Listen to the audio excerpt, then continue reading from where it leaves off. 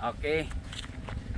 Good day to all my friends, subscribers and viewers. So, natay bago na listing. We have a new listing. This is 13.5 hectares. This is around 13.5 hectares. It's a titled property. Tulado ni siya guys, for signatories. Is na ang mopirma. Pero upat ra sila kabuok.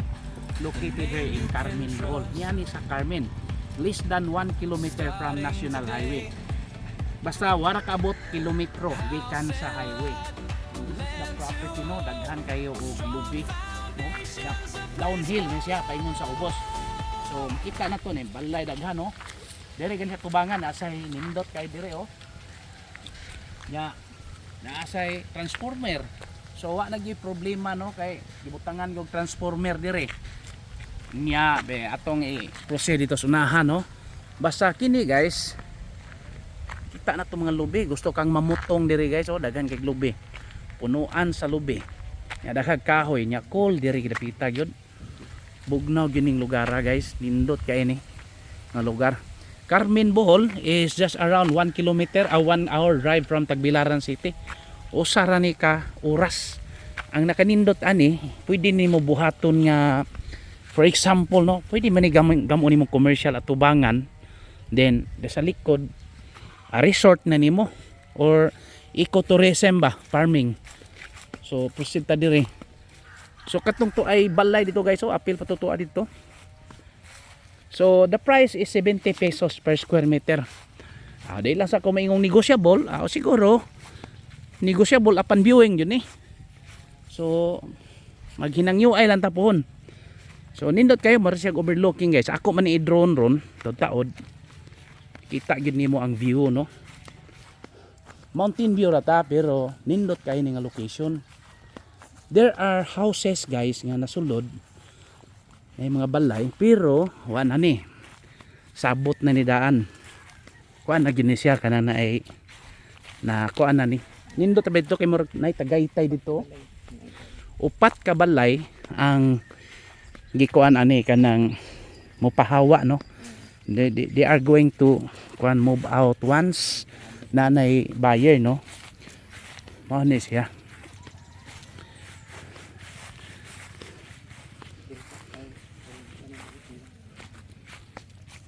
So nindot kayo, ani pinahinagdan lang gamay ba.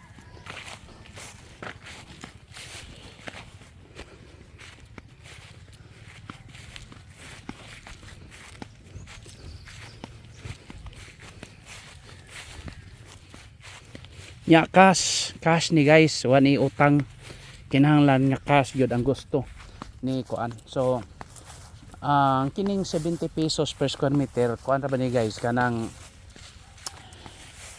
net na si seller ani. So let's say mahangyo ni gamay, monet na si seller, nya dili na sila mag kuan pa kanang mobayad anang mga taxes. Although ang realty tax sa munisipyo gibayaran nila guys, wala ni problema, gibayaran nila. So nindot kayo, kato hawan, no, nindot api na guys. Ha? Oh, gwapo sa dire, oh.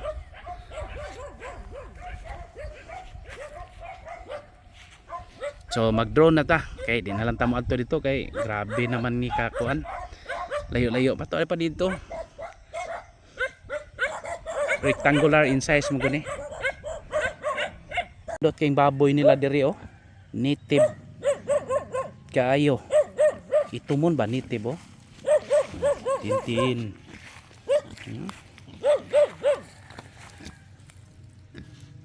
Nindot ni lami kay ni og kuan unod. Kanang mga itumon nga baboy. Talagsaon ra ni.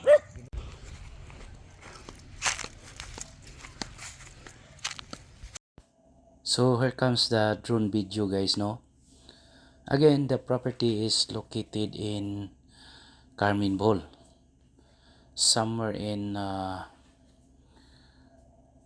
Carmen Bohol guys, no. So this is the property that is, you can see the barangay road, no, Uh, it's along the barangay road, and it has also coconut trees, and there are also assorted trees, no?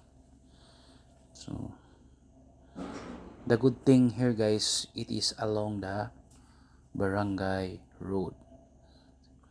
There are portions of rice fields, but there are the majority of this property are upland and downhill. Then there are also flat terrain, so we can say that it is flat and rolling terrain. So flat and rolling terrain. So the good thing here, guys, is very good for ecotourism, kanang gitawag og ecotourism. So Google ta kung sa ecotourism, no, is responsible travel to natural areas that conserves environment, sustains local well-being, and involves education, no? It focuses on low impact, small scale tourism such as wildlife viewing, nature hiking, that unites conservation communities and sustainable travel. So, key principles includes educating travelers, empowering local communities, and minimizing ecological footprints. So, mao to'y meaning, no, sa ecotourism. Then mamanigingon ang core principles and features kuno anang ecotourism, guys, na anang conservation, community education, sustainability, mao na siya, no?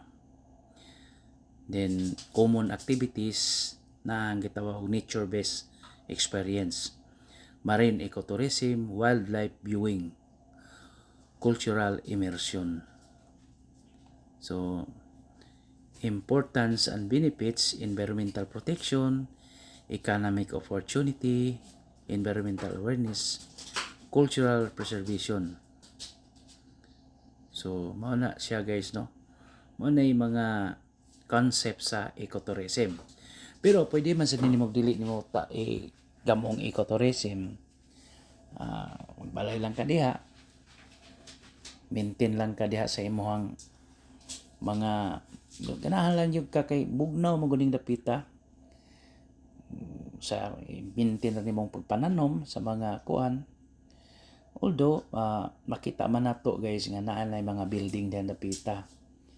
So kung magtukod kag balay, syempre mokuha tag building permit. Wala man problema. Kadaghan na ng balay. So mo nay unsay imong plano kung gusto di ka mag-resort, no? Okay ra sad. Kay kini man gud dili man kay nilayo sa sentro sa Carmen. Not far from the Chocolate Hills. Approximately naranis mga 10 minutes drive from Chocolate Hills. So dol ra gyud, no? From Tagbilaran City narani sa 1 hour drive ang Panglao International Airport. Nya nindot kayo ang yang terrain, guys, kay number 1 nag-rolling siya ba, ganahan kag hiking, gusto kang mag-hike, or na kay mga friends, visitors na imong ipasuroyon sa imuhang kayutaan. So daghan kag mahimo dire, guys.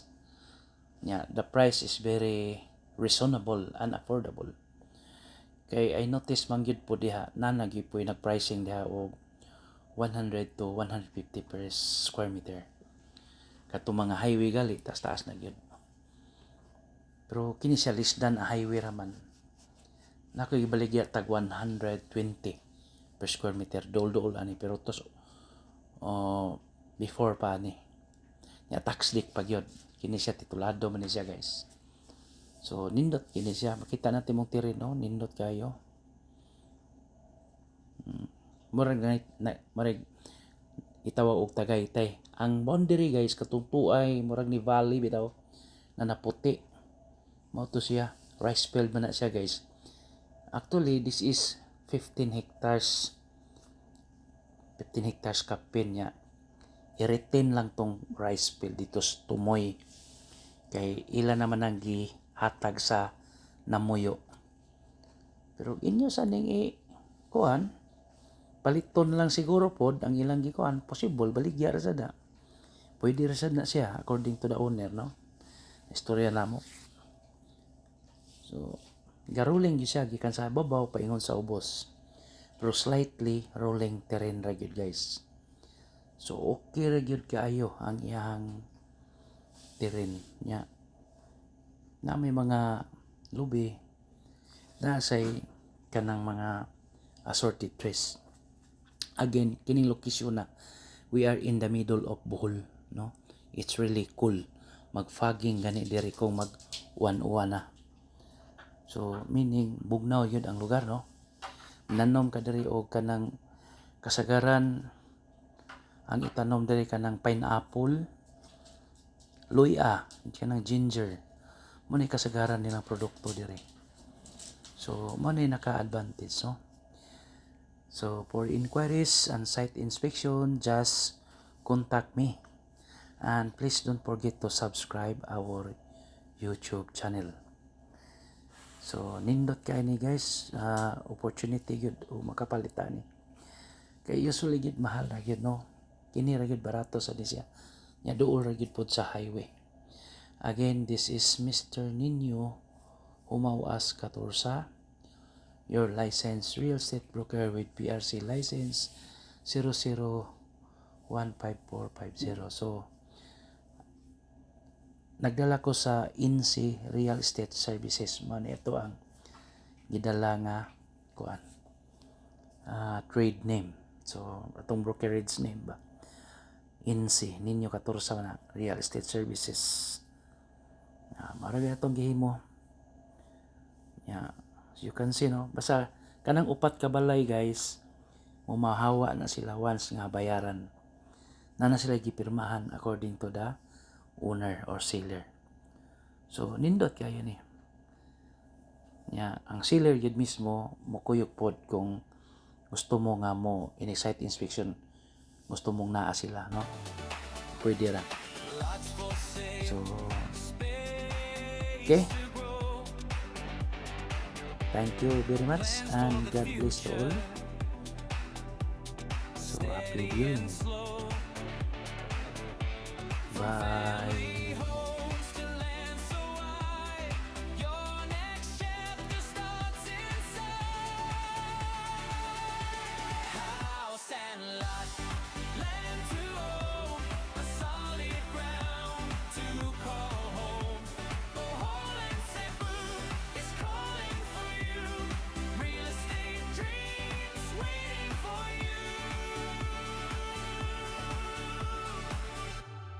Work with a licensed broker, honest and fair,